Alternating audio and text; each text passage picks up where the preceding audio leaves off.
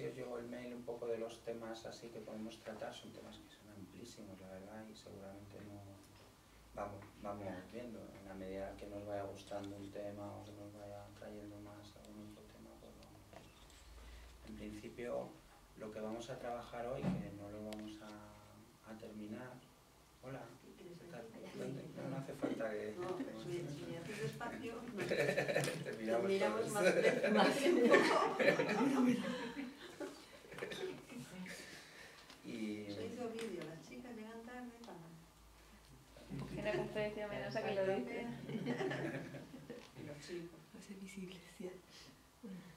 Que estábamos diciendo que vamos a ir buscando, digamos, los elementos interesantes en la historia del cine a nivel técnico, a nivel narrativo, a nivel expresivo, y sobre todo algunos directores van a coincidir, directores conocidísimos que conocemos todos y que hemos visto muchas películas de ellos, y otros no tanto, están un poco más relegados o no han sido tan conocidos o no han generado los ingresos, entre comillas, para entrar dentro de las pelis más vistas o las pelis más conocidas. Y hoy vamos a centrarnos en una época, desde el 18 más o menos, de 1918 a 1928, a 1930, donde de alguna manera vamos a ver dos cuestiones importantes, ¿no? Una es la institucionalización o la creación definitiva o el cerrado completo del Star System, de la industria americana, de utilizar el producto cinematográfico o de poner ese producto cinematográfico dentro de las leyes de la producción en serie, ¿no? O sea, que una película, hubo un momento que tenía la misma manera de hacerse y la misma inclusive, no sé cómo, el valor de uso mismo de un coche, ¿no? Era lo mismo. Una industria. Era una industria, ¿no? Se fabricaban los Ford T esos de 1920, pues igual que las pelis americanas, ¿no? ¿Ya estaba Hollywood con eso de Ya estaba Hollywood, se estaba construyendo Hollywood, estaban empezando a nacer las grandes productoras cinematográficas. No solo eso, sino que estaba, no sé si sabéis que Edison tenía una patente muy importante sobre la película cinematográfica, las perforaciones, bueno, varias cosas. Y hubo un fallo del tribunal donde se permitió o se liberalizó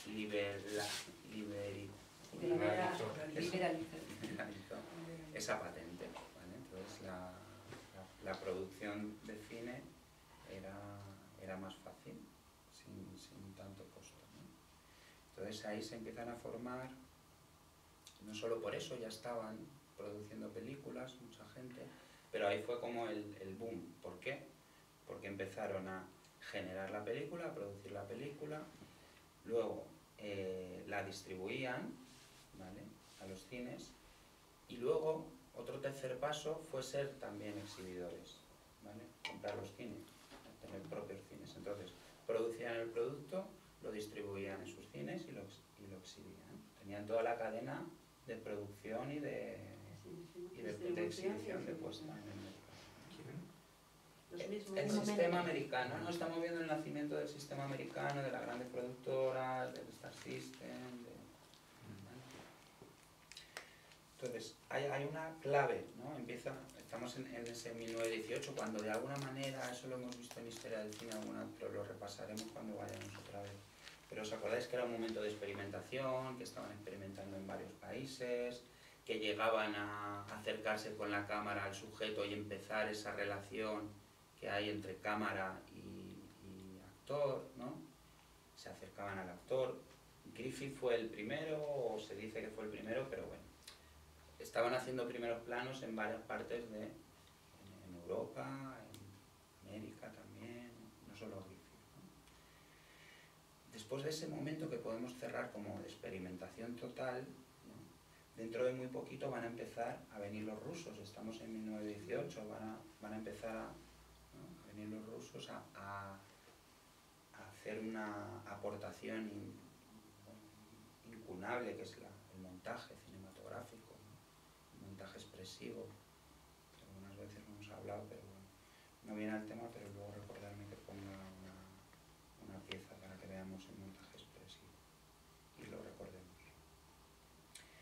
Entonces es un cine muy mojigato todavía, ¿no? Ya están muchas de las técnicas, mucho del lenguaje cinematográfico, mucho de la continuidad, ¿vale? Ya está sentada, hay una ley de miradas, sí, eso que explicamos, si un señor es perseguido por otro y hay un eje de dirección, entonces siempre tiene que correr de un lado a otro, de izquierda a derecha de la pantalla, ¿vale?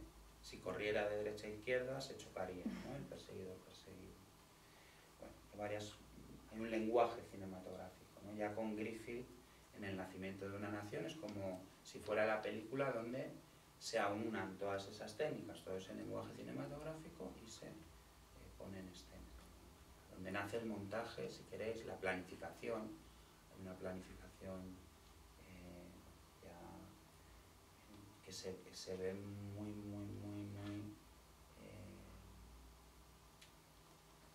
de una manera muy detallista. No solo detallista, sino que se ve claro, hay Una intencionalidad. una intencionalidad clara de que un plano no es sin el siguiente, Muy que ese estructural. mismo plano no es sin el siguiente y sin el anterior, ¿no? Hay una estructura muy clara. Eso todo eso es con Griffith, digamos que se aúna ahí. A nivel histórico, el referente, donde podemos decir, donde los rusos rescatan a Griffith y dicen, mirad qué buen director que plantea todas estas cosas, todos estos, ¿no?, experimentos o todos estos lenguajes cinematográficos nuevos, los pone en acto, ¿no? ¿Eh? Que los rusos están pasos Sí, nuevos. sí, pero total. Luego El montaje. no solo en el montaje, sino en la narración, porque hasta antes de los rusos, menos algún caso aislado, había sido una forma de narrar muy lineal, ¿no? Quizá en Intolerancia, si recordáis, que es una historia de Griffith después del nacimiento de una nación, que son como 4 bloques históricos, donde te va contando 4 historias que tienen que ver con el amor un poco, con la intolerancia, con el amor, en diferentes épocas, y hay un montaje bastante interesante, porque por lo menos no es tan lineal, aunque luego dentro de cada pedacito vuelve con una estructura lineal, ¿no? Pero los rusos vienen a decir que no estamos para narrar, sino que estamos para expresar. No sé si expresar es la palabra correcta, pero en el sentido de que utilizan la poética en el cine, los que incluyen de alguna manera la poética, no solo en el montaje, sino en la concepción, ¿no? Son los que dicen que el ojo, que la cámara es un ojo como si fuera Dios, ¿no?, que está en todas partes, que es ubicuo. Son los que rompen con, ¿os acordáis el cuadro teatral que hablábamos alguna vez? Que era ese plano general que tenía vida por sí mismo, sí. que empezaba la acción y que terminaba la acción, ¿no? En el mismo encuadre, en el mismo cuadro, ni siquiera plano se puede llamar, ¿no? Y el montaje es impresionante, porque también usan esta cuestión de la explosión, que inclusive lo comparan con una máquina herramienta, ¿no? Dos planos, o el montaje cinematográfico es como una máquina herramienta con pistones, con válvulas, con explosión, ¿no? Y de hecho, acordaros del acorazado Potemkin, ¿no?, de cuando la bajada de las escaleras de Odessa. Eran planos donde, por ejemplo, no se veía la cara de los militares, solo al final, cuando mata al carrito que baja por las escaleras. Entonces ya expresan cosas, ¿no? Ya no te están narrando, pues si te estuvieran narrando, te hubiera mostrado la cara de los militares. Inclusive Eisenstein apenas se ven como 30 o 40 como mucho militares, y las personas que huyen por la escalera son 500, 600 personas.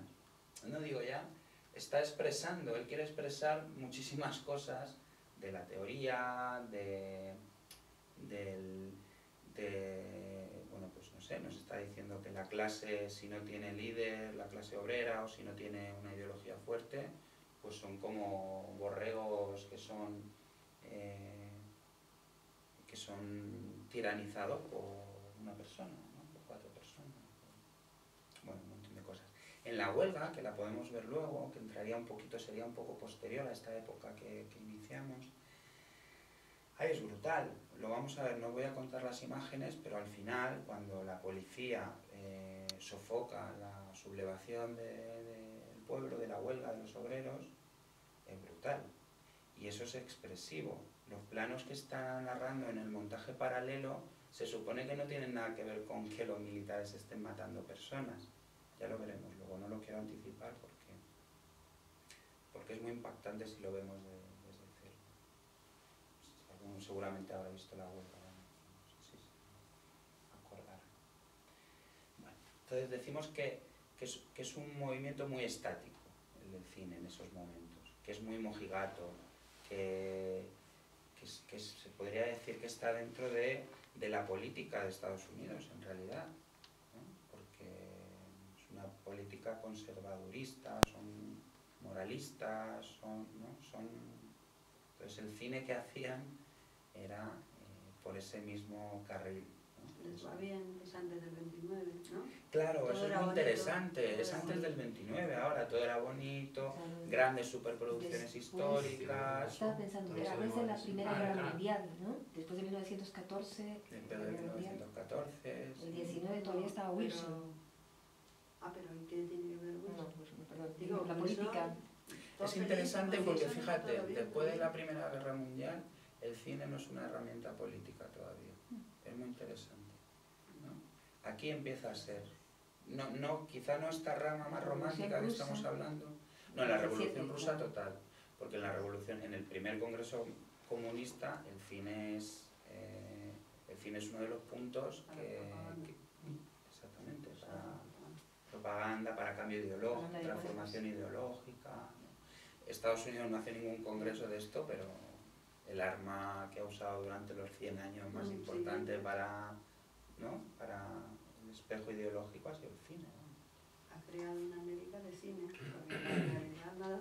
Eso es muy bonito porque en esta época es eso lo que plasma, una realidad idealizada, unos argumentos idealizados, algo muy ligado al entretenimiento y a eso que comenta Amelia, a una irrealidad, ¿no? Una vida American ¿Cómo se llama Life. esa? Desayuno en la hierba es esa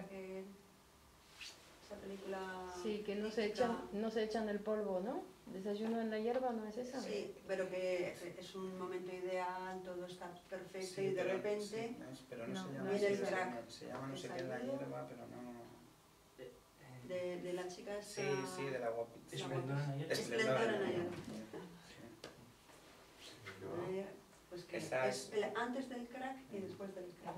Y ahí están construyendo Todo el lo American bonito. Way of Living, ¿no? Digamos como modelo de felicidad. ¿Cómo? Eso que dice. Sí, el modelo americano de de familia feliz, con los niños felices y todo. Creo que se termina, ahí se termina también. Ahí se termina. Luego ¿Fue un año o qué?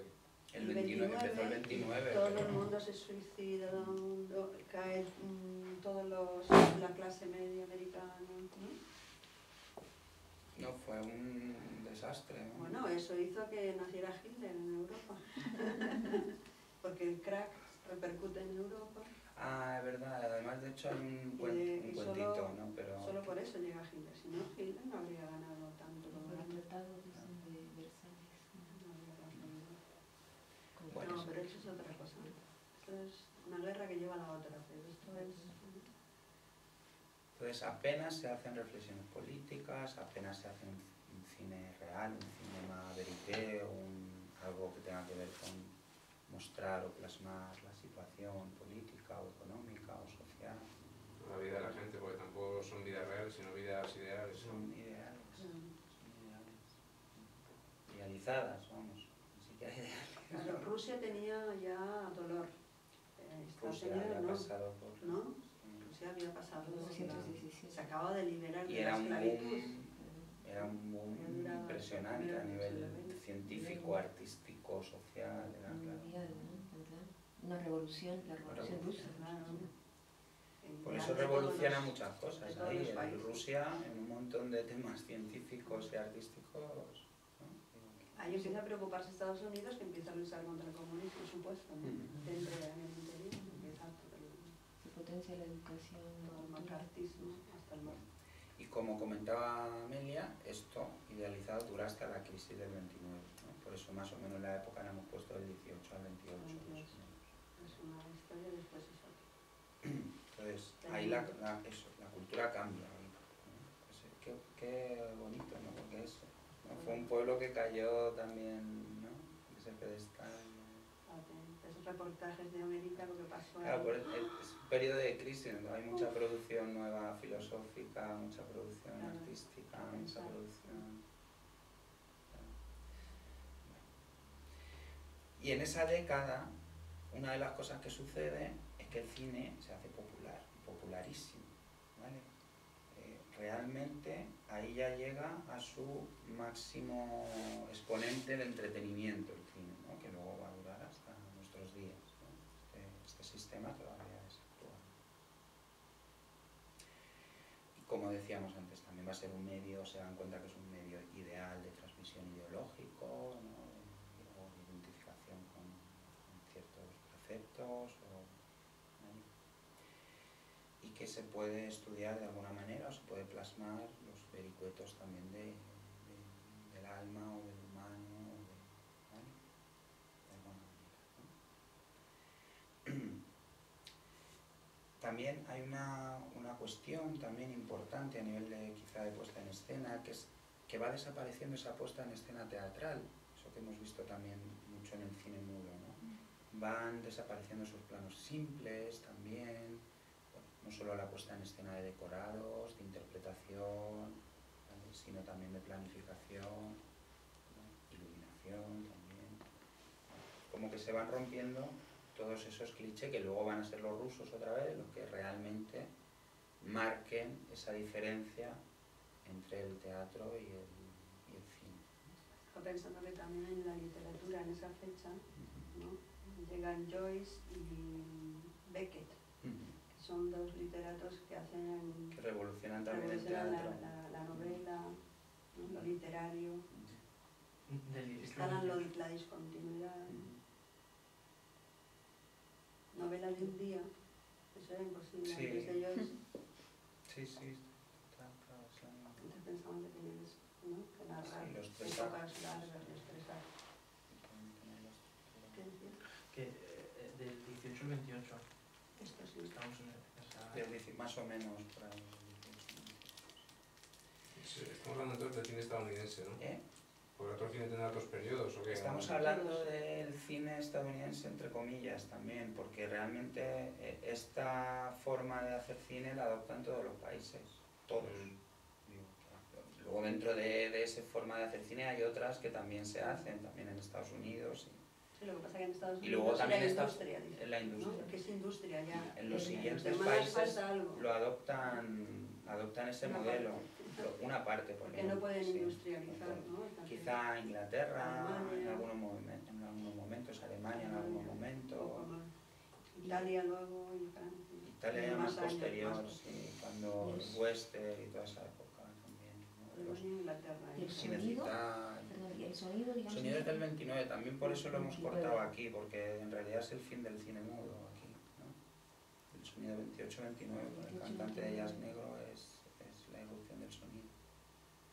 No, porque decían, no sé dónde leí, digamos, por la expansión del cine en Estados Unidos, era que dice que había muchos emigrantes y que digamos que no entendían, digamos que no podían leer. Y entonces que como se hacía cine mudo, entonces pues dice que eso era... Esa fue la posibilidad de que el cine saliera rápidamente a venderse en otros países. Hacían unos 700 títulos al año. En estos 10 años hicieron 7.000 títulos. 7.000 No hacía títulos. falta traducirlo porque era muy... Y no hacía falta traducirlo, y la gente lo entendía, los Solo que- títulos se cambiaban, se doblaban y ya está. Y la Bueno, música en esta época 3 frases, ¿se acuerda? era, bueno, tampoco Era era, bastante, ¿no? pero había que además que- era significativo, ¿no? Era muy significativo. Y la música la ejecutaban, ¿no? En el mismo cine, ¿no? Los mismos Fuera. pianistas, No estaba incorporado. No estaba incorporado, no estaba un Al diseño piano. de sonido todavía, ¿no? Eso más. ¿Y la banda Posterior. sonora esa estaba preparada? ¿Había un pianista que El o era pianista, improvisación? improvisaba sobre lo que veía, Ah. evidentemente, cuando se Eran está expertos. matando a uno, pues Eran no- expertos, ¿no? Manuel Claro. Valencia. Iban. Claro, tipo polivalente, como polivalente. Claro, iban O gente tocando. que tocaba poco y... De hecho, en la filmo filmoteca, os avisaré el próximo, hubo hace 2 meses uno, y es maravilloso. Es En la maravilloso, filmoteca yo he te visto llevan la los de pianista Meriés y también. te van tocando la pianista mientras ves la peli, es Es una maravilla. Sí. eso, es que... ¿Y qué pasa con el cine mudo antiguo o actual? Una ilusión, porque ni No. eran los pianos así entonces, No, ni no, eran es los que- pianistas, pero te hacen la ilusión Sí, de que porque vives estás aquello ahí. que vivieron. Pero es bonito, es, Sí. en realidad es, joder, es que Curioso. ¿no? Con lo enlatado que está el cine le da un toque ahí un poco más fuera de la lata también. Es otro tipo de espectáculo. Sí, Claro. Eso es diferente, ¿no? Pero yo vi la huelga en Berlín así con el pianista ahí al lado. ¡Buah! En un cine además casi de época y todo eso, un viaje, todo era espectáculo.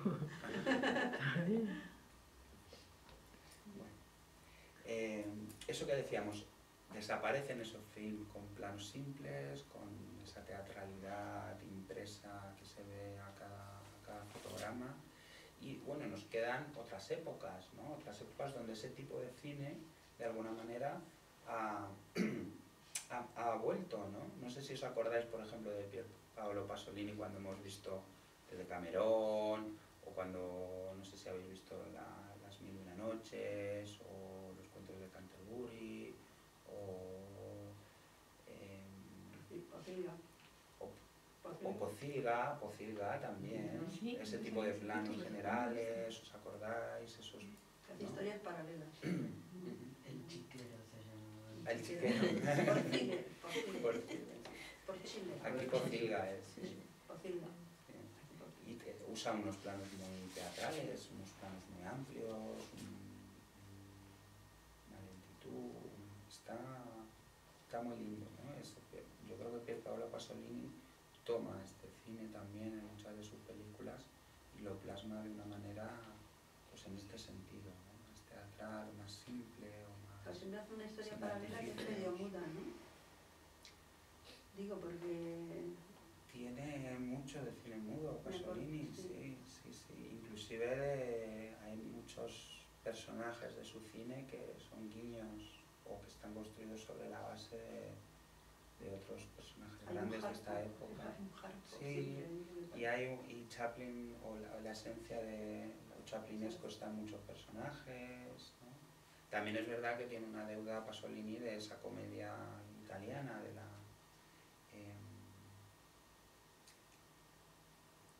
me sale clown, pero no es exactamente los clowns italianos.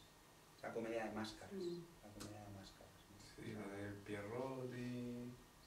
¿Cómo se llaman esos? Carnaval Sí, de de Venecia, ¿no? Sofía Llaman los Loren de- gritando desesperada, que ay mi vida, ay mi hijo, ay mi no sé qué, y cuando no la ven ya va y hace otra cosa, y no sé, es una cosa de Muy dramáticos, ¿no? Sí, sí, superficial. O Julieta Massina carnavales, también, ¿os acordáis de La Estrada o de Noches de Caviria?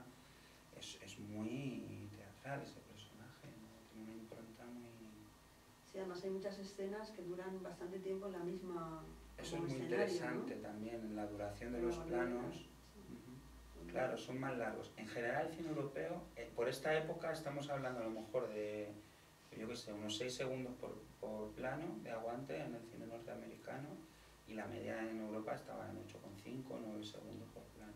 Es casi el doble de duración por plano, ¿no? Entonces, también esta es una de las cosas que hacían un montaje, claro, grababan muchísimos planos, grababan desde varias posiciones y le daban libertad al montador, libertad entre comillas, porque no tenía ninguna libertad porque